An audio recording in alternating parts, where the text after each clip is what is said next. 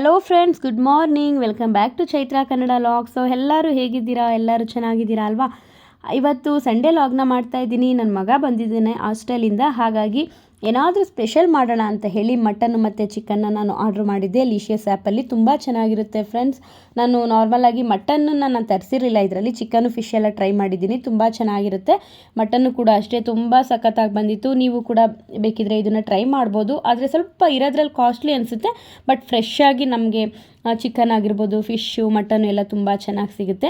ಇವಾಗ ನಾನು ಚಿಕನ್ಗೆ ಸ್ವಲ್ಪ ಮ್ಯಾರಿನೇಟ್ ಮಾಡ್ಕೊಳ್ಳೋಣ ಅಂತ ಹೇಳಿ ಒಂದು ಚಿಟಿಕೆಯಷ್ಟು ಉಪ್ಪು, ಅರಿಶಿನ, ಸ್ವಲ್ಪ ನಿಂಬೆ ರಸನ ಹಾಕಿ ನಾನು ಮಿಕ್ಸ್ ಮಾಡ್ಕೊತಾ ಇದ್ದೀನಿ. ಸ್ವಲ್ಪ ಚಿಲ್ಲಿ ಪೌಡ್ರನ್ನು ಕೂಡ ಹಾಕ್ಕೊಂಡಿದ್ದಾಯಿತು. ನೆಕ್ಸ್ಟು ಇವಾಗ ಒಂದು ಮಿಕ್ಸ್ ಕೊಟ್ಬಿಟ್ಟು ಅದನ್ನು ಫ್ರಿಜ್ಗೆ ತೆಗೆದಿಟ್ಕೊಂಡ್ಬಿಡೋಣ ಅಂತ ಹೇಳಿ. ಸೊ ಈ ರೀತಿ ಮಾಡೋದ್ರಿಂದ ಚಿಕನ್ನು ತುಂಬ ಚೆನ್ನಾಗಿ ಬೆಂದ್ಕೊಳ್ಳುತ್ತೆ, ಟೇಸ್ಟು ಕೂಡ ಚೆನ್ನಾಗಿರುತ್ತೆ ಅಂತ ಹೇಳಿ. ಸೊ ನೋಡ್ತಾ ಇದ್ದೀರಲ್ಲ, ನಾನು ಅಡುಗೆ ಮಾಡ್ತಾಯಿದ್ದೆ, ಅಲ್ಲೇ ಒಂದು ಕ್ಲಿಪ್ಪಿಂಗ್ ಕೂಡ ನಾನು ತೊಗೊತಾ ಇದ್ದೀನಿ ಮಕ್ಕಳು ಮಾತಾಡೋದನ್ನು. ನನ್ನ ಮೋಹಿತ ಏನಂತ ಹೇಳಿದ್ರೆ, ತುಂಬ ದಿನ ಆಗಿತ್ತು ಅವಳು ಅಣ್ಣನ ತುಂಬ ಮಿಸ್ ಮಾಡ್ಕೊಂಡಿದ್ಲು. ಹಾಗಾಗಿ 2 ತಿಂಗಳು ವರದಿ ಎಲ್ಲ ಅಣ್ಣನಿಗೆ ಒಪ್ಪಿಸ್ತಾ ಇದ್ದಾಳೆ. ಅಣ್ಣ ಹಾಗಾಯಿತು ಹೀಗಾಯಿತು ಸ್ಕೂಲಲ್ಲಿ, ಅವನಿಗೆ ಮಾತಾಡೋಕ್ಕೆ ಅವಕಾಶ ಕೊಡ್ತಾಯಿಲ್ಲ. ಫಸ್ಟ್ ನಾನೆಲ್ಲ ಹೇಳ್ಬಿಡ್ತೀನಿ, ಆಮೇಲೆ ನೀವು ಮಾತಾಡಿ ಅಂದ್ಬಿಟ್ಟು ಅವನು ಹಾಸ್ಟೆಲ್ದು ನನ್ನ ಹತ್ರ ಇನ್ನೂ ಏನೂ ಮಾತೇ ಆಡಿಲ್ಲ. ಇವಳು ಮಾತು ಶುರು ಮಾಡಿಕೊಂಡ್ಳು. ಸಾಮಾನ್ಯವಾಗಿ ಅವರಿಬ್ಬರು ಯಾವಾಗಲೂ ಅಷ್ಟೇ ತುಂಬ ವಿಚಾರಗಳನ್ನ ಶೇರ್ ಮಾಡ್ಕೊತಿರ್ತಾರೆ. ಸೊ ಅದೆಲ್ಲ ಮಿಸ್ ಆಗಿತ್ತು. ನೆಕ್ಸ್ಟು ಇವಾಗ ಮತ್ತೆ ನಾನು ಮಟನ್ಗೆ ಸ್ವಲ್ಪ ಧನಿಯಾ ಪೌಡರು, ಸ್ವಲ್ಪ ರುಚಿಗೆ ತಕ್ಕಷ್ಟು ಸ್ವಲ್ಪ ಉಪ್ಪು ಮತ್ತು ಚಿಲ್ಲಿ ಪೌಡರು, ಸ್ವಲ್ಪ ಗರಂ ಮಸಾಲೆ, ನಿಂಬೆ ರಸ ಇಷ್ಟನ್ನು ಹಾಕಿಬಿಟ್ಟು ನೀಟಾಗಿ ಒಂದು ಮಿಕ್ಸ್ ಕೊಡ್ತಾಯಿದ್ದೀನಿ. ನಾನು ಆಗಲೇ ಹೇಳ್ದಾಗೆ ಈ ರೀತಿ ನಾವು ಬಿರಿಯಾನಿ ಆಗಿರ್ಬೋದು, ಕರಿಗಳಾಗಿರ್ಬೋದು ಮ್ಯಾರಿನೇಟ್ ಮಾಡಿ ಮಾಡೋದ್ರಿಂದ ನಮಗೆ ಸಪ್ಪೆ ಸಪ್ಪೆ ಅನಿಸಲ್ಲ ಬಿರಿಯಾನಿನಲ್ಲಿ. ಇವಾಗ ನೆಕ್ಸ್ಟು ಒಂದು ಬಿರಿಯಾನಿ ಮಸಾಲ ಪೌಡ್ರು ರೆಡಿ ಮಾಡ್ಕೊಳ್ಳೋಣ ಅಂಥೇಳಿ 2 ಸ್ಪೂನಷ್ಟು ಜೀರಿಗೆ, 2 ಸ್ಪೂನ್ ಧನಿಯಾ, ಸ್ವಲ್ಪ ಮೆಣಸು, ಚಕ್ಕೆ, ಲವಂಗ, 1 ಸ್ಟಾರ್ ಹೂವು, ಜಾಪತ್ರೆ, 3 ಏಲಕ್ಕಿ, ಸ್ವಲ್ಪ ಕಾಳು ಮೆಣಸು, ಒಂದು 8ರಿಂದ 10 ಕಾಳು ಮೆಣಸು, ಪಲಾವ್ ಎಲೆ, 2 ಮೆಣಸಿನ ಹಣ್ಣು ಇಷ್ಟನ್ನು ಹಾಕಿ ನೀಟಾಗಿ ಬಿಸಿ ಮಾಡಿಬಿಟ್ಟು ಪೌಡ್ರ್ ಮಾಡಿ ತೆಗೆದಿಟ್ಕೊತಾ ಇದ್ದೀನಿ. ನೆಕ್ಸ್ಟು ಒಂದು ಮಸಾಲೆನ ರೆಡಿ ಮಾಡ್ಕೊತಾ ಇದ್ದೀನಿ. ಬೆಳ್ಳುಳ್ಳಿ, ಶುಂಠಿ, ಕೊತ್ತಂಬರಿ ಸೊಪ್ಪು, ಪಾಲಕ್ ಸೊಪ್ಪು, ಪುದೀನ ಸೊಪ್ಪು, ಖಾರಕ್ಕೆ ಅಂತೇಳಿ ಹಸಿರು ಮೆಣಸಿನ್ಕಾಯಿ. ನಾನು ಸುಮಾರು ವೆರೈಟಿಯಾಗಿ ಬಿರಿಯಾನಿಗಳನ್ನ ಮಾಡ್ತೀನಿ ಫ್ರೆಂಡ್ಸ್. ಅದರಲ್ಲಿ ನನ್ನ ಮಗನಿಗೆ ಇದು ಫೇವ್ರೇಟ್ ಅಂತಲೇ ಹೇಳ್ಬೋದು. ಅವನಿಗೆ ಗ್ರೀನ್ ಕಲರ್ ಬಿರಿಯಾನಿ ಅಂತ ಹೇಳಿದ್ರೆ ತುಂಬ ಇಷ್ಟ ಆಗುತ್ತೆ. ಒಂದು ರೆಸ್ಟೋರೆಂಟ್ ಸ್ಟೈಲಲ್ಲಿ ಇರುತ್ತೆ. ಸೊ ತುಂಬ ಅಂದರೆ ತುಂಬ ಅವನಿಗೆ ಇಷ್ಟ ಆಗುತ್ತೆ. ಅವನು ಸುಮಾರು 2 ತಿಂಗಳಾಗಿತ್ತಲ್ವ ಅವನು ಮನೆಯಲ್ಲಿ ಊಟ ಅಂತ ಮಾಡಿ. ಹಾಗಾಗಿ ಅವ್ನಿಗೆ ಏನು ಇಷ್ಟನೋ ಅದನ್ನೇ ನಾನು ರೆಡಿ ಮಾಡ್ಕೊಳ್ಳೋಣ ಅಂದ್ಬಿಟ್ಟು ಅವ್ನು ಕೇಳಿಬಿಟ್ಟೆ ಮಾಡ್ತಾಯಿದ್ದೀನಿ. ನೆಕ್ಸ್ಟು ಮಸಾಲೆ ರುಬ್ಬಿದ್ದಾಯಿತು. ಇವಾಗ ಒಂದು ಪ್ಯಾನ್ಗೆ ಸ್ವಲ್ಪ ಎಣ್ಣೆ ಮತ್ತು ಸ್ವಲ್ಪ ತುಪ್ಪನ ಹಾಕಿ ಬಿಸಿ ಮಾಡ್ಕೊತಾ ಇದ್ದೀನಿ. ತುಪ್ಪ ಹಾಕೋದ್ರಿಂದ ಚೆನ್ನಾಗಿ ಟೇಸ್ಟ್ ಬರುತ್ತೆ. ನೆಕ್ಸ್ಟು ಸ್ವಲ್ಪ ಮಸಾಲೆಗೆ ಪಲಾವ್ ಎಲೆ, 1 ಸ್ಟಾರ್ ಹೂವು, 1 ಚಕ್ಕೆ, ಲವಂಗ, ಕಸ್ತೂರಿ ಮೇಥಿ, 1 ಏಲಕ್ಕಿ ಇಷ್ಟನ್ನು ಹಾಕಿ ನಾನು ಫ್ರೈ ಮಾಡ್ಕೊತಾ ಇದ್ದೀನಿ. ಲೈಟಾಗಿ ಸ್ಪೈಸಸ್ನ ಹಾಕಿದ್ದೀನಿ, ಯಾಕೆಂದರೆ ಬಿರಿಯಾನಿ ಪೌಡರಲ್ಲೂ ಕೂಡ ನಾನು ಆಗಲೇ ಎಲ್ಲ ಸ್ಪೈಸಸ್ ಹಾಕಿ ಪೌಡ್ರ್ ಮಾಡಿ ಇಟ್ಕೊಂಡಿದ್ದೀನಿ, ಅದಕ್ಕೋಸ್ಕರ. ನೆಕ್ಸ್ಟು ಒಂದು ದಪ್ಪ ಈರುಳ್ಳಿನ ಕಟ್ ಮಾಡಿ ಅದನ್ನು ಕೂಡ ಇವಾಗ ಹಾಕಿ ಫ್ರೈ ಮಾಡ್ಕೊತಾ ಇದ್ದೀನಿ. ನೀಟಾಗಿ ಹಸಿ ವಾಸನೆ ಹೋಗೋವರೆಗೂ ಕೂಡ ನಾವು ಇದನ್ನು ರುಬ್ಕೊಬೇಕಾಗುತ್ತೆ. ನಾನು ಆಗಲೇ ಹೇಳ್ದಾಗಲೇ ಈ ಚಿಕನ್ನು ಅಂತ ಹೇಳಿದ್ರೆ ಕೆಲವೊಂದು ಸಲ ಏನಾಗುತ್ತೆ, ಬಿರಿಯಾನಿನಲ್ಲಿ ಒಂಥರ ಸಪ್ಪೆ ಸಪ್ಪೆ ಅನಿಸ್ತಿರುತ್ತೆ, ಪೀಸಸ್ಗಳು ಏನು ಟೇಸ್ಟೇ ಇರಲ್ಲ. ಹಾಗಾಗಿ ಈ ರೀತಿ ಮ್ಯಾರಿನೇಟ್ ಮಾಡಿ ನೀವು ಮಾಡೋದ್ರಿಂದ ತುಂಬ ಚೆನ್ನಾಗಿ ಬೆಂದ್ಕೊಂಡಿರುತ್ತೆ, ಚಿಕನ್ ಸಾಫ್ಟಾಗಿರುತ್ತೆ. ನೀವು ಕೂಡ ಇದನ್ನು ಟ್ರೈ ಮಾಡ್ಬೋದು. ಇವಾಗ ಆ ಒಂದು ನೆನೆಸಿಟ್ಟಿದ್ನಲ್ಲ ಚಿಕನ್ನು, ಅದನ್ನು ಕೂಡ ಹಾಕಿ ನೀಟಾಗಿ ಮಿಕ್ಸ್ ಮಾಡಿ ಮುಚ್ಚಳನ ಮುಚ್ಕೊಂಡಿದ್ದೀನಿ. ಯಾಕೆಂದರೆ ಅದೆಲ್ಲ ಸ್ವಲ್ಪ ಚೆನ್ನಾಗಿ ಎಣ್ಣೆ ಬಿಟ್ಕೊಬೇಕು. ಅರ್ಧ ಚಿಕನ್ ಇದರಲ್ಲೇ ಬೆಂದ್ಕೊಂಡ್ಬಿಡುತ್ತೆ. ಸೊ ತುಂಬ ಚೆನ್ನಾಗಿ ಸಾಫ್ಟಾಗಿ ಬರುತ್ತೆ. ಅದಕ್ಕೋಸ್ಕರ ಇವಾಗ ನೀಟಾಗಿ ಅದು ಎಣ್ಣೆ ಬಿಟ್ಕೊಂಡಿದ್ದಾಯಿತು. ನಂತರ ಇದಕ್ಕೆ 1 ಸ್ಪೂನಷ್ಟು ಬಿರಿಯಾನಿ ಪೌಡರ್ನ ಏನು ರೆಡಿ ಮಾಡಿ ಇಟ್ಕೊಂಡಿದ್ದೆ ಅದನ್ನು ಕೂಡ ಹಾಕಿ ಇವಾಗ ಮಿಕ್ಸ್ ಮಾಡ್ತಾಯಿದ್ದೀನಿ. ಸೊ ಇದು ಕೂಡ ಅಷ್ಟೇ ನೀಟಾಗಿ ಚಿಕನಲ್ಲಿ ಹೊಂದ್ಕೊಂಡು ಟೇಸ್ಟ್ ಚೆನ್ನಾಗಿ ಬರುತ್ತೆ. ಸೊ ಅದಕ್ಕೋಸ್ಕರ ಅದೆಲ್ಲ ಎಣ್ಣೆ ಬಿಟ್ಕೊಂಡಿದ್ದಾದ ನಂತರ ನಾನು ಮಸಾಲೆನ ರುಬ್ಕೊಂಡಿದ್ದೆ ಅದನ್ನು ಕೂಡ ಹಾಕಿ ನೀಟಾಗಿ ಮಿಕ್ಸ್ ಕೊಡ್ತಾ ಇದ್ದೀನಿ. ಇದು ಕೂಡ ಅಷ್ಟೇ ಚೆನ್ನಾಗಿ ಎಣ್ಣೆ ಬಿಟ್ಕೊಳ್ಳೋವರೆಗೂ ಕೂಡ ನಾವು ಫ್ರೈ ಮಾಡಿಕೊಂಡಾಗ ತುಂಬ ಚೆನ್ನಾಗಿ ಟೇಸ್ಟ್ ಬರುತ್ತೆ ಬಿರಿಯಾನಿ. ಇವಾಗ ನೀಟಾಗಿ ಅದನ್ನು ಮಿಕ್ಸ್ ಮಾಡಿಬಿಟ್ಟು ನಾನು ಮುಚ್ಚಳನ ಮುಚ್ಕೊತೀನಿ. ಅದು ನೀಟಾಗಿ ಎಣ್ಣೆ ಬಿಟ್ಕೊಂಡಿದ್ದಾಯಿತು. ನಂತರ ಇವಾಗ ನಾನು ನೀರನ್ನು ಹಾಕಿ ರೈಸ್ನ ಹಾಕ್ಕೊಳ್ಳೋಂಥದ್ದು ಬೇಗ ಈಸಿಯಾಗಿಬಿಡುತ್ತೆ. ಸೊ ಟೊಮೆಟೊ ಕೂಡ ಏನು ಮಾಡ್ತಾರೆ, ಕೆಲವರು ಈರುಳ್ಳಿ ಹಾಕಿದ ಕೂಡಲೇ ಹಾಕ್ತಾರೆ. ನಾನೇನು ಮಾಡ್ತೀನಿ ಅಂದರೆ ಮಸಾಲೆನ ನೀಟಾಗಿ ಹಾಕಿ ಹುರ್ಕೊಂಡು ಆನಂತರ ನಾನು ಜಾಮ್ ಟೊಮೊಟೊನ ಸೇರಿಸ್ಕೊಳ್ಳೋಂಥದ್ದು. ನಾರ್ಮಲ್ಲಾಗಿ ಅದು ಈರುಳ್ಳಿ ಜೊತೆ ಹಾಕೋದಕ್ಕಿಂತ ಈ ರೀತಿ ಮಸಾಲೆ ಎಲ್ಲ ಹಾಕಿ ಹುರಿದ ಮೇಲೆ ಹಾಕಿ ನೋಡಿ, ಅದು ಸ್ವಲ್ಪ ಎಕ್ಸ್ಟ್ರಾ ಟೇಸ್ಟ್ ಬರುತ್ತೆ, ಬಿರಿಯಾನಿ ಚೆನ್ನಾಗಿರುತ್ತೆ. ನಾನು ಮರ್ತೋಯ್ತು, ನೀರೆಲ್ಲ ಹಾಕಿಬಿಟ್ಟು ಆಮೇಲೆ ಟೊಮೆಟೊ ಹಾಕಿಲ್ಲ ಅಂತೇಳಿ ನೆನೆಸ್ಕೊಂಡು ಹಾಕ್ತೆ. ಇವಾಗ ನೋಡಿ ಅದು ಕುದಿ ಬರ್ತಾ ಇದೆ. ಈ ಹೊತ್ತಿನಲ್ಲಿ ನಾವು ಅಕ್ಕಿಯನ್ನು ನೆನೆಸಿಟ್ಕೊಂಡಿದ್ದೆ ಅದನ್ನು ಹಾಕ್ಕೊಳ್ತಾ ಇದ್ದೀನಿ. ದಮ್ ಕಟ್ಕೊಂಡ್ಬಿಡ್ತು ಅಂತ ಹೇಳಿದ್ರೆ ಬಿರಿಯಾನಿ ರೆಡಿಯಾಗಿ ಹೋಗ್ಬಿಡುತ್ತೆ. ಬಿರಿಯಾನಿ ಇವಾಗ ರೆಡಿಯಾಗಿ ಹೋಗ್ಬಿಡ್ತು. ನೆಕ್ಸ್ಟು ಇವಾಗ ಮಟನ್ ಕರಿನ ಮಾಡ್ಕೊಳ್ಳೋಣ. ಮಟನ್ ಕರಿಗೆ ನಾನು ಇಲ್ಲಿ 2 ದಪ್ಪ ಈರುಳ್ಳಿನ ತೊಗೊಂಡಿದ್ದೀನಿ ಮತ್ತು ಸ್ವಲ್ಪ ಶುಂಠಿನ ಹಾಕ್ಕೊಂಡು ರುಬ್ಬಿ ತೆಗೆದಿಟ್ಕೊಂಡಿದ್ದೀನಿ. ನಂತರ ಇವಾಗ ಒಂದು ಕುಕ್ಕರ್ಗೆ ಸ್ವಲ್ಪ ಎಣ್ಣೆನ ಹಾಕಿ ಚಕ್ಕೆ, ಲವಂಗ, ಏಲಕ್ಕಿ, ಹಸಿರು ಮೆಣಸಿನ್ಕಾಯಿನ ಹಾಕಿ ಫ್ರೈ ಮಾಡ್ಕೊಂಡಿದ್ದೀನಿ. ಒಂದು ಪಲಾವ್ ಎಲೆ ಮತ್ತು ಈರುಳ್ಳಿನೂ ಕೂಡ ಹಾಕಿ ನೀಟಾಗಿ ಫ್ರೈ ಮಾಡ್ಕೊಬೇಕು. ಸೊ ಹಸಿ ವಾಸನೆ ಹೋಗೋವರೆಗೂ ಫ್ರೈ ಮಾಡ್ಕೊಬೇಕು. ಅಂದರೆ ಸ್ವಲ್ಪ ಕಂದು ಬಣ್ಣ ಬರಬೇಕಾಗುತ್ತೆ. ಅದು ಕಂದು ಬಣ್ಣ ಬಂದ ಕೂಡಲೇ ಇವಾಗ ನಾನು ಏನು ಮಸಾಲೆನ ರುಬ್ಬಿ ಎತ್ತಿಟ್ಕೊಂಡಿದ್ದೆ, ಅಂದರೆ ಈರುಳ್ಳಿ ಮತ್ತು ಶುಂಠಿ ಅದು ರುಬ್ಕೊಂಡಿದ್ನಲ್ಲ ಅದನ್ನು ಹಾಕ್ಕೊಬೇಕಾಗುತ್ತೆ. ನಿಮಗೆ ಸ್ವಲ್ಪ ಜಾಸ್ತಿ ಮಸಾಲೆ ಬೇಕು ಅಂತ ಹೇಳಿದ್ರೆ ನೀವು 4 ಈರುಳ್ಳಿನ ಹಾಕ್ಕೊಳ್ಳಿ. ಇವಾಗ ನಾನು ಅರ್ಧ ಕೆಜಿ ಮಟನ್ಗೆ ಕರಿ ಮಾಡ್ತಾಯಿದ್ದೀನಿ. ನೀವು 1 ಕೆಜಿ ಆದರೆ 2 ಈರುಳ್ಳಿ ಬದಲು 4 ಈರುಳ್ಳಿ, ಟೊಮೆಟೊನು ಕೂಡ ಅಷ್ಟೇ 4 ಟೊಮೆಟೊ ತೊಗೊಬೇಕಾಗುತ್ತೆ. ಇವಾಗ ನೋಡ್ತಾ ಇದ್ದೀರಲ್ಲ, ಅದು ಕಂದು ಬಣ್ಣ ಬಂದ ನಂತರ ಇವಾಗ ಈರುಳ್ಳಿ ಏನು ರುಬ್ಕೊಂಡಿದೆ ಆ ಮಸಾಲೆನ ಹಾಕಿ ಅದನ್ನು ಕೂಡ ಅಷ್ಟೇ ಹಸಿ ವಾಸನೆ ಹೋಗೋವರೆಗೂ ಕೂಡ ಹುರ್ಕೊತಾ ಇದ್ದೀನಿ. ಇದು ನೀಟಾಗಿ ಫ್ರೈ ಆದ ನಂತರ ಇವಾಗ ನೋಡ್ತಾ ಇದ್ದೀರಾ ಅದು ಫ್ರೈ ಆಗಿದೆ. ಈ ಹೊತ್ತಲ್ಲಿ ನಾವು ಅದು ಏನು ಮಸಾಲೆ ಹಾಕಿ ನಾನು ಮಟನ್ ತೆಗೆದು ಎತ್ತಿಟ್ಕೊಂಡಿದ್ದೆ. ಸೊ ಆಲ್ಮೋಸ್ಟ್ ಅರ್ಧ ಗಂಟೆಗಿಂತ ಜಾಸ್ತಿನೇ ಆಗಿದೆ. ಸೊ ಅದನ್ನು ಹಾಕಿ ಇವಾಗ ನೀಟಾಗಿ ಎಣ್ಣೆಯಲ್ಲಿ ಬಾಡಿಸ್ಕೊತಾ ಇದ್ದೀನಿ. ಅಂದರೆ ಅದು ಎಣ್ಣೆ ಬಿಟ್ಕೊಬೇಕು, ಆವಾಗ ಅದು ಚೆನ್ನಾಗಿ ಟೇಸ್ಟ್ ಬರೋಂಥದ್ದು, ಅದಕ್ಕೋಸ್ಕರ. ಸೊ ಇವಾಗ ಒಂದು ಲಿಡ್ನ ಕ್ಲೋಸ್ ಮಾಡಿ ಎಣ್ಣೆ ಬಿಟ್ಕೊಳ್ಳೋವರೆಗೂ ನಾವು ಇದನ್ನು ಬಿಡಬೇಕಾಗುತ್ತೆ. ಫ್ರೆಂಡ್ಸ್, ಈ ಒಂದು ವಿಡಿಯೋ ಏನಿದೆ ಸ್ವಲ್ಪ ತುಂಬ ಡಿಲೇ ಆಗಿದೆ ಅಂತಲೇ ಹೇಳ್ಬೋದು. ಏಕೆಂದರೆ ನಮ್ಮ ಮನೆ ಗೃಹ ಪ್ರವೇಶ ನಿಮಗೆಲ್ಲ ಗೊತ್ತೇ ಇದೆ, ಅದರದ್ದು ಸ್ವಲ್ಪ ಓಡಾಟ ಕೆಲಸಗಳು, ಹಾಗಾಗಿ ನನಗೆ ವಿಡಿಯೋ ಮಾಡೋಕ್ಕೂ ಆಗ್ತಾಯಿಲ್ಲ, ಒಂದು ವಾಯ್ಸ್ ಓವರ್ ಕೊಡೋಕ್ಕೂ ಆಗ್ತಾಯಿಲ್ಲ.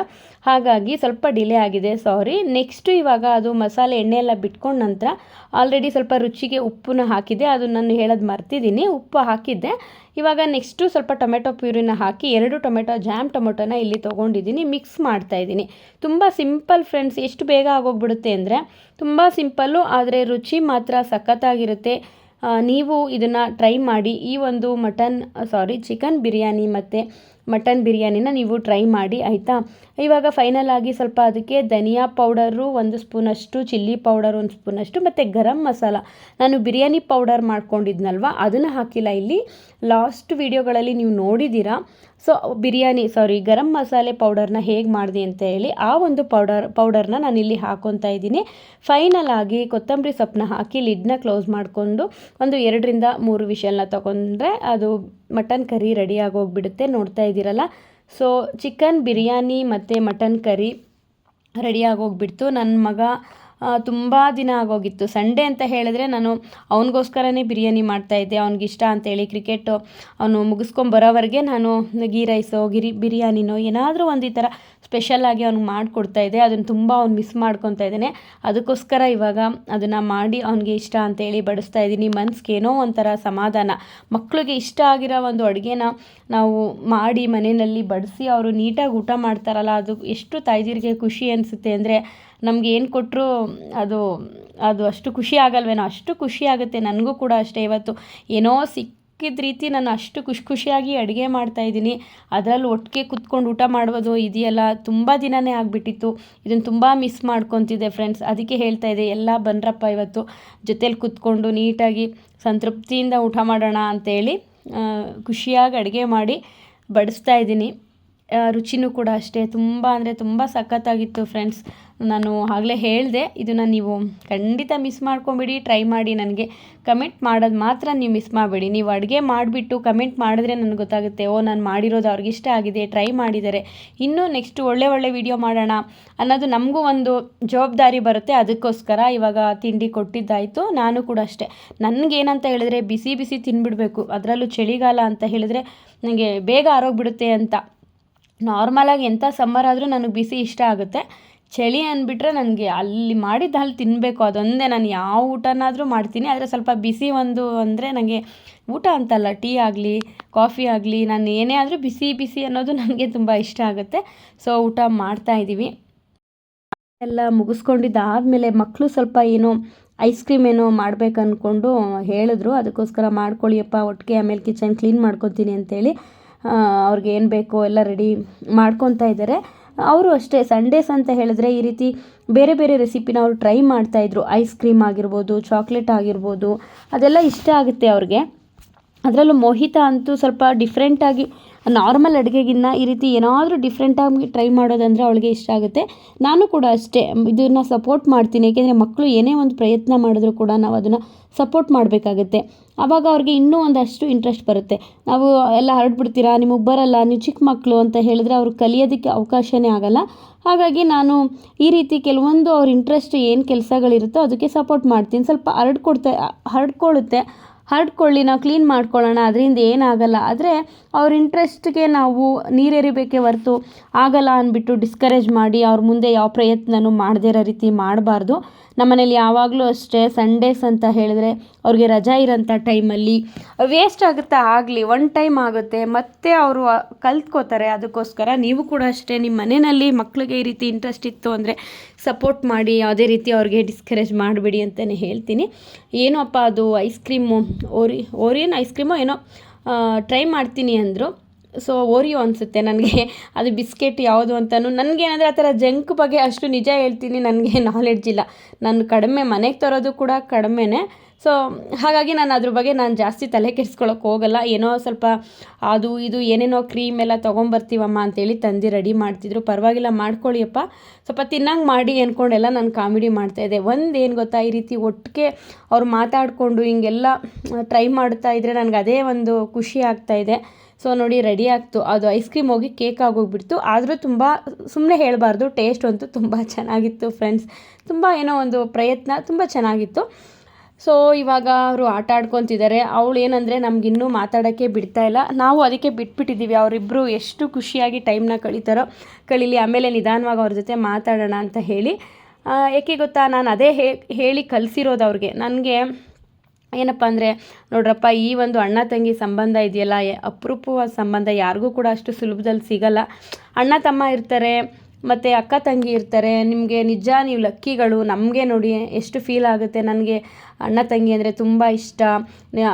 ಜಗಳ ಮಾತ್ರ ಆಡೋಕ್ಕೆ ಹೋಗಬೇಡಿ, ಯಾವುದೇ ವಿಚಾರಕ್ಕೂ ಅಷ್ಟೇ. ಇಬ್ಬರು ಸೋಲ್ಬೇಕು. ಅಣ್ಣ ನೀವು ತೊಗೊಳ್ಳಿ ಅಂತ ನೀನು ಹೇಳಬೇಕು, ಅವನು ಅಷ್ಟೇ, ತಂಗಿ ಮೋಹಿತ ನೀನು ತಿನ್ನು ಅಂತ ಹೇಳಬೇಕಪ್ಪ ಅಂದ್ಬಿಟ್ಟು ನಾನು ಯಾವಾಗಲೂ ಅದನ್ನು ಹೇಳಿ ಅವ್ರಿಗೆ ಒಂದು ಬಾಂಡಿಂಗ್ನ ತರಿಸಿದ್ದೀನಿ. ಸೊ ನೋಡೋಣ ಮುಂದೇನೂ ಅದೇ ರೀತಿ ನಾವು ಚಿಕ್ಕ ವಯಸ್ಸಲ್ಲಿ ಏನು ಕಲಿಸ್ತೀವಿ ಮಕ್ಳಿಗೆ ಅದೇ ಬರುತ್ತೆ. ಅದರಲ್ಲೂ ನಮ್ಮನ್ನು ನೋಡು ಕೂಡ ಅವರು ಕಲಿತಾರೆ.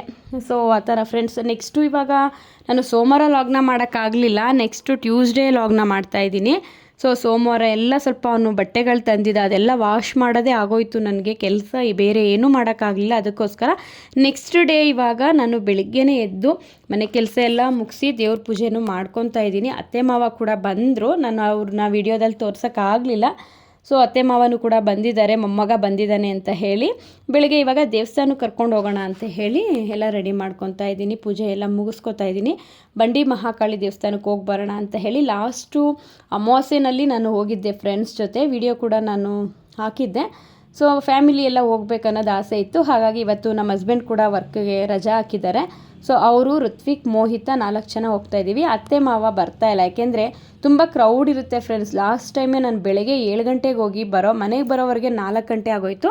ಆದರೆ ಇವತ್ತು ಹೆಂಗಿರುತ್ತೋ ಗೊತ್ತಿಲ್ಲ. ಆದರೂ ಅವರು ಏಜ್ ಆಗಿರೋದ್ರಿಂದ, ಅದರಲ್ಲೂ ನಮ್ಮ ಮಾವನಿಗೆ ಕಾಲು ಆಪ್ರೇಷನ್ ಎಲ್ಲ ಆಗಿದೆ ಮಂಡಿದು. ಹಾಗಾಗಿ ಅವ್ರು ನಿಂತ್ಕೊಳ್ಳೋಕ್ಕಾಗಲ್ಲ ಕ್ಯೂನಲ್ಲಿ. ಇನ್ನು ಅವರೊಬ್ಬರನ್ನೇ ಮನೇಲಿ ಬಿಟ್ಟು ಹೋಗೋಕ್ಕಾಗಲ್ಲ. ಅತ್ತೆ ಸ್ವಲ್ಪ ಬರ್ತಾರೆ, ಆದರೆ ಮಾವನೊಬ್ಬರನ್ನೇ ಬಿಟ್ಟು ಬರೋಕ್ಕಾಗಲ್ಲ ಅಂದ್ಬಿಟ್ಟು ನಾವು ಹೋಗ್ತಾ ಇದ್ದೀವಿ. ಸೊ ಇವಾಗ ಪೂಜೆ ಮಾಡ್ತಾಯಿದ್ದೀನಿ. ಏನೋ ಒಂಥರ ಮನಸ್ಸಿಗೆ ತುಂಬ ಸಮಾಧಾನ. ಬೆಳಗ್ಗೆ ಎದ್ದು ಕೂಡಲೇ ಈ ರೀತಿ ಪೂಜೆ ಮಾಡೋದು, ಅದರಲ್ಲೂ ಋತ್ವಿಕ್ ಬಂದಿದ್ದಾನೆ, ಅವನ ಜೊತೆ ದೇವಸ್ಥಾನಕ್ಕೆ ಹೋಗ್ತಾ ಇದ್ದೀವಿ. ನನಗೆ ತುಂಬ ಒಂಥರ ಮನಸ್ಸಿಗೆ ಏನೋ ಒಂಥರ ಖುಷಿಯಿಂದ ಪೂಜೆ ಮಾಡ್ತಾಯಿದ್ದೆ.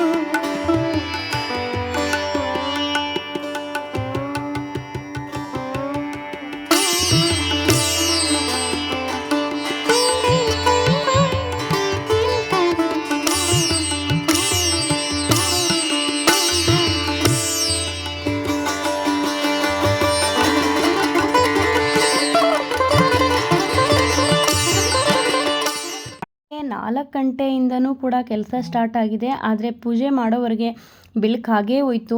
ನಾನು ಅದೇ ಅಂದ್ಕೊಂಡೆ 5 ಗಂಟೆವರೆಗೆ ಕೆಲಸ ಮುಗಿಸಿ ಒಂದು 5:30ಗೆ ಹೊರಡಬೇಕಪ್ಪ ಅಂತ ಅಂದ್ಕೊಂಡೆ. ಆದರೆ ಗೊತ್ತಿರುತ್ತಲ್ಲ ಮನೆ ಕೆಲಸ ಅಂದರೆ ಹೆಂಗೆ ಆಗುತ್ತೆ ಅಂತೇಳಿ ಅಟ್ಲೀಸ್ಟ್ ಇಷ್ಟು ಬೇಗನಾದರೂ ಆಯ್ತಲ್ಲ ಅಂದ್ಕೊಂಡು ಇವಾಗ ದೇವಸ್ಥಾನಕ್ಕೆ ಹೊರಟ್ವಿ. ಆದರೆ ದೇವಸ್ಥಾನಕ್ಕೆ ಹೊರಟ್ವಿ ಏನಪ್ಪ ಅಂದರೆ ಒಂದು ಆಶ್ಚರ್ಯ, ನಿಜವಾಗ್ಲೂ ಅವತ್ತು ನಾವು ಹೋಗಿದ್ದಕ್ಕೂ ಇವತ್ತು ಸ್ವಲ್ಪ ಕ್ರೌಡ್ ಕಡಿಮೆ ಅಂತಲೇ ಹೇಳ್ಬೋದು. ನಾವಿಲ್ಲಿ 6 ಗಂಟೆಗೆಲ್ಲ ಹೊರಟ್ಬಿಟ್ಟಿದ್ವಿ. ಅವತ್ತು ಸ್ವಲ್ಪ 6:30 ಆಗಿಬಿಟ್ಟಿತ್ತು, ಹೊರಡೋ ತನಕ ಒಂದು 7:30 ಅಷ್ಟಾಯಿತು. ಆದರೆ ಇವತ್ತು ಒಂದು 7 ಗಂಟೆಗೆಲ್ಲ ದೇವಸ್ಥಾನದಲ್ಲಿದ್ವಿ. ತುಂಬ ಆಶ್ಚರ್ಯ ಆಯಿತು, ತುಂಬ ಕ್ರೌಡ್ ಕಡಿಮೆ ಇತ್ತು, ಬೇಗ ದರ್ಶನ ಆಯಿತು. ತುಂಬ ಅಂದರೆ ತುಂಬಾ ಖುಷಿ ಆಯಿತು. ಒಂದು ಕಡೆ ಪಾಪ ಅತ್ತೆ ಮಾವನ್ನು ಕರ್ಕೊಂಡು ಬರ್ಬೋದಿತ್ತಲ್ವಾ, ಇಷ್ಟು ರಶ್ ಕಡಿಮೆ ಇದೆ ಅಂತ ಹೇಳಿ ಬೇಜಾರು ಕೂಡ ಆಯಿತು. ನಮಗೆ ಗೊತ್ತಿಲ್ಲ, ಯಾಕೆಂದರೆ ಲಾಸ್ಟ್ ಟೈಮು ಮೋಸ್ಟ್ಲಿ ಅಮಾವಾಸ್ಯೆ ಅಂತ ಏನೋ ಅಷ್ಟು ಕ್ರೌಡ್ ಇತ್ತೇನೋ ಗೊತ್ತಿಲ್ಲ. ಆದರೆ ಇವತ್ತಿಷ್ಟು ನಮಗೆ ಆರಾಮಿತ್ತು ಅಂತ ಅಂದರೆ ಪಾಪ ಅವ್ರನ್ನೂ ಕರ್ಕೊಂಡು ಬರ್ತಾಯಿದ್ವಿ. ಆದರೂ ಪರವಾಗಿಲ್ಲ, ಏನೂ ಮಾಡೋಕ್ಕಾಗಲ್ಲ ಅಂದ್ಬಿಟ್ಟು ದೇವ್ರ ದರ್ಶನ ಆಯಿತು. ತುಂಬ ಖುಷಿ ಆಯಿತು ಮನಸ್ಸಿಗೆ. ಫ್ರೆಂಡ್ಸ್, ನಿಜವಾಗ್ಲೂ ಇಲ್ಲಿ ಏನೋ ಒಂದು ಪಾಸಿಟಿವ್ ವೈಬ್ಸು. ನಮಗೇನಾದರೂ ಕೆಲಸ ಆಗಿಲ್ಲ ಅಂತ ಹೇಳಿದ್ರೆ, ನಮಗೇನೋ ಒಂಥರ ಅಸಮಾಧಾನ ಅಂತ ಹೇಳಿದ್ರೆ, ಒಂದು ಸಾರಿ ಇಲ್ಲಿ ಬಂದು ಹೋಯ್ತು ಅಂತ ಹೇಳಿದ್ರೆ ನಿಜವಾಗ್ಲೂ ಏನೋ ಒಂದು ಮನಸ್ಸಿಗೆ ಸಮಾಧಾನ, ಪಾಸಿಟಿವ್ ವೈಬ್ಸು. ನೀವು ಕೂಡ ಒಂದು ಬಂದು ದೇವಿ ದರ್ಶನ ಮಾಡಿ ಹೋಗಿ, ತುಂಬ ಖುಷಿ ಆಗುತ್ತೆ. ಇವಾಗ ದರ್ಶನ ಮುಗಿಸ್ಕೊಂಡು ಪ್ರಸಾದ ಎಲ್ಲ ತೊಗೊಂಡು ಇವಾಗ ಮನೆಗೆ ಬಂದ್ವಿ. ಮನೆಗೆ ಬಂದ ಕೂಡಲೇ ಅಲ್ಲೇ ನಾನು ಬರ್ತಾನೆ ಆರ್ಡ್ರ್ ಮಾಡಿಬಿಟ್ಟಿದ್ದೆ. ಏನು ನಾಟಿ ಕೋಳಿ ಸಾಂಬಾರು ಮಾಡೋಣ ಅಂತ ಹೇಳಿ ಅತ್ತೆ ಮಾವನು ಕೂಡ ಬಂದಿದ್ರಲ್ವ, ಹಾಗಾಗಿ ಅವ್ರಿಗೂ ಆಗುತ್ತೆ ಅಂದ್ಬಿಟ್ಟು ಅಡುಗೆ ಮಾಡಿ ಊಟ ಮುಗಿಸ್ಕೊಂಡು ಇವಾಗ, ಏಕೆಂದರೆ ಋತ್ವಿಕ್ ಸಂಡೇನೂ ಮಾಡಿದ್ದೆ, ಅವನಿಗೆ ಪಾಪ ಟ್ಯೂಸ್ಡೇ ಹೋಗೋ ತನಕ ಶನಿವಾರ ಹೊಟ್ಟೋಗ್ತಾನೆ, ಅಲ್ಲಿವರೆಗೆಲ್ಲ ಸ್ವಲ್ಪ ವೆರೈಟಿ ಮಾಡಿಕೊಡೋಣ ಅಂತ ಹೇಳಿ ಮಾಡ್ತಾಯಿದ್ದೀನಿ. ಅದಕ್ಕೋಸ್ಕರ ಅಷ್ಟೇ. ಇವಾಗ ಊಟ ಮುಗಿಸ್ಕೊಂಡು ಅವ್ನು ಸ್ವಲ್ಪ ಏನೇನೋ ಬೇಕಂತ ಹೇಳಿದ, ಪರ್ಚೇಸಿಂಗ್ ಮಾಡೋಣ ಅಂತ ಹೊರಗಡೆ ಬಂದ್ವಿ. ಕರಾಟೆಗೇನೋ ಸೇರ್ಕೊಂಡಿದ್ದಾನಂತೆ, ಹಾಗಾಗಿ ಕರಾಟೆ ಯೂನಿಫಾರ್ಮು ಅದೆಲ್ಲ ಕೊಡಿಸ್ಬೇಕಿತ್ತು. ಜೊತೆಗೆ ಸ್ವಿಮ್ಮಿಂಗ್ ಕ್ಲಾಸ್ ಇದೆ, ಸ್ವಿಮ್ಮಿಂಗ್ ಡ್ರೆಸ್ ಎಲ್ಲ ತೊಗೊಳ್ಬೇಕಿತ್ತು. ಅದಕ್ಕೋಸ್ಕರ ಈ ಒಂದು ಶಾಪಲ್ಲಿ ಸ್ವಲ್ಪ ಕರಾಟೆ ಡ್ರೆಸ್ಸು, ಇನ್ನೊಂದೆರಡು ಟೀ ಶರ್ಟು, ಶಾರ್ಟ್ಸ್, ಪ್ಯಾಂಟ್ ಎಲ್ಲ ತೊಗೊಂಡ. ಸೊ ನೆಕ್ಸ್ಟು ಇವಾಗ ಸ್ವಿಮ್ಮಿಂಗ್ ಸೂಟ್ ತೊಗೊಳ್ಬೇಕು, ಅದಕ್ಕೆ ಡೆಕತ್ನಲ್ಗೆ ಹೋಗೋಣ ಅಂತೇಳಿ ಅಂದ್ಕೊಂಡು ಹೊರಡ್ತಾ ಇದ್ದೀವಿ. ಒಂದೇನಂದರೆ ಅವನು ಸ್ವಲ್ಪ ಸ್ಪೋರ್ಟ್ಸ್ ಅಂತ ಹೇಳಿದ್ರೆ ಕ್ರಿಕೆಟ್ ಕೆಲವೊಂದು ಬಿಟ್ಟರೆ ಈ ಥರ ಸ್ವಿಮ್ಮಿಂಗ್ದೆಲ್ಲ ಅವ್ನು ಇಂಟ್ರೆಸ್ಟ್ ತೋರಿಸ್ತಿರ್ಲಿಲ್ಲ. ನನಗೆ ತುಂಬ ಇಷ್ಟ ಆಯಿತು, ಅವ್ನಿಗೆ ಏನಾದರೂ ಸರಿ ಸ್ವಿಮ್ಮಿಂಗ್ ಕಲಿಸ್ಲೇಬೇಕಂತ ಹೇಳಿ ಇಲ್ಲೂ ಕೂಡ ಸುಮಾರು ಕ್ಲಾಸಸ್ ಜಾಯಿನ್ ಮಾಡಿ ಅವನು ಕಲಿಯೋಕ್ಕಾಗಿರಲಿಲ್ಲ, ಡ್ರಾಪ್ ಮಾಡ್ತಾಯಿದ್ದ ಮಧ್ಯ. ಆದರೆ ಏನೋ ಗೊತ್ತಿಲ್ಲ, ಫ್ರೆಂಡ್ಸ್ ಎಲ್ಲ ನೋಡಿಬಿಟ್ಟು ತುಂಬ ಆಸಕ್ತಿ ತೋರಿಸ್ತಾ. ನನಗದು ತುಂಬಾ ಖುಷಿ ಆಯಿತು. ಹೌದಲ್ವಾ ಫ್ರೆಂಡ್ಸ್, ನಾವೇನೇ ಪೇರೆಂಟ್ಸ್ ಹೇಳಿದ್ರು ಮಕ್ಕಳು ಹೊರಗಡೆ ಫ್ರೆಂಡ್ಸ್ ನೋಡಿ ಕಲಿಯೋದು ತುಂಬಾ. ಸೊ ಅವನು ಕೂಡ ಇವಾಗ ಸುಮಾರು ಅರ್ಧ ಬೇಸಿಕ್ ಎಲ್ಲ ಕಲ್ತ್ಕೊಂಡಿದ್ದಾನಂತೆ, ಹಾಗಾಗಿ ಡ್ರೆಸ್ ಕೊಡ್ಸೋಣ ಅಂದ್ಬಿಟ್ಟು ಡೆಕೆತ್ನಾಲ್ಗೆ ಬಂದ್ವಿ. ಮತ್ತು ಸ್ಪೋರ್ಟ್ಸ್ ಶೂ ಬೇರೆ ಏನೋ ತೊಗೊಬೇಕಿತ್ತಂತೆ, ನಾರ್ಮಲ್ ಶೂ ಇತ್ತು. ಸೊ ಅದು ಸ್ವಲ್ಪ ಅಷ್ಟು ಕಂಫರ್ಟ್ ಇಲ್ಲ ಅಂಥೇಳಿ ಸ್ವಲ್ಪ ಕಾಸ್ಟ್ಲಿದು ಡೆಕೆತ್ನಲ್ಲಿ ಕೊಡಿಸಿದ್ರೆ ಬ್ರ್ಯಾಂಡೆಡ್ ಎಲ್ಲ ಚೆನ್ನಾಗಿರುತ್ತೆ ಅಂದ್ಬಿಟ್ಟು ನಾನು ನೋಡ್ತಾ ಇದ್ದೀವಿ. ಇದೆಲ್ಲ ಲಾಂಗ್ ಟೈಮ್ ಅಲ್ವಾ, ಸೊ ಬ್ರ್ಯಾಂಡೆಡ್ದೆಲ್ಲ ಕೊಡಿಸ್ತು ಅಂದರೆ ಅವ್ನಿಗೂ ಕಂಫರ್ಟ್ ಇರುತ್ತೆ. ಏಕೆಂದರೆ ಬೆಳಗ್ಗೆನೇ ಅವನಿಗೆ ಎದ್ದು 2 ಕಿಲೋಮೀಟ್ರ್ ಜಾಗಿಂಗ್ ಮಾಡಬೇಕಂತೆ. ಸೊ ಅದಕ್ಕೋಸ್ಕರ ಸ್ವಲ್ಪ ಚೆನ್ನಾಗಿರೋದು ಕೊಡ್ಸೋಣ ಅಂತ ಹೇಳಿ ಕೊಡಿಸ್ತಾ ಇದ್ದೀವಿ. ಸೊ ಇವಾಗ ಇದನ್ನೆಲ್ಲ ತೊಗೊಂಡು ಮನೆಗೆ ಹೋಗಬೇಕು. ದಿನ ಹೇಗೆ ಕಳೀತಿದೆ ಅಂತಲೇ ಗೊತ್ತಾಗ್ತಾಯಿಲ್ಲ ಫ್ರೆಂಡ್ಸ್. ಅವ್ನು ಬರೋದಕ್ಕೆ ನಾನು ಇನ್ನೂ ಅಷ್ಟು ದಿನ ಅಂತ ಕ್ಯಾಲೆಂಡರ್ಗೆ ಗುರ್ತಾಕೊತಿದ್ವಿ ನಾನು ಮೋಹಿತ. ಆದರೆ ಅವ್ನು ಬಂದು 2 ದಿನ ಕಳೆದೇ ಹೋಯಿತು. ಆ್ಯಕ್ಚುಲಿ ಅವನು ಗುರುವಾರ ನಾವು ಕಳಿಸ್ಕೊಡ್ಬೇಕಿತ್ತು, ಪರವಾಗಿಲ್ಲ ಒಂದು 2 ದಿನ ಫಸ್ಟ್ ಟೈಮ್ ಅಲ್ವಾ ಅಂದ್ಬಿಟ್ಟು ಸ್ಯಾಟರ್ಡೆ ಕಳಿಸ್ತಾ ಇದ್ವಿ. ಅಲ್ಲಿ ತುಂಬ ಸ್ಟ್ರಿಕ್ಟ್ ಇದೆ, ಏನು ಮಾಡ್ತಾರೋ ಗೊತ್ತಿಲ್ಲ. ಆದರೂ ಕೂಡ ಏನೋ ಒಂಥರ ದೂರ ಇದ್ದಾಗ ಮರ್ತಂಗೆ ಅಂತ ಹೇಳೋಕ್ಕಾಗಲ್ಲ, ಆದರೂ ಒಂದು ಇರ್ತೀವಿ. ಆದರೆ ಇವಾಗ ಅವ್ನು ಮತ್ತೆ ಬಂದು ಹೋಗ್ತಿರೋದು ನೋಡ್ಬಿಟ್ಟು ಅದು ತುಂಬ ಬೇಜಾರಾಗ್ತಾ ಇದೆ.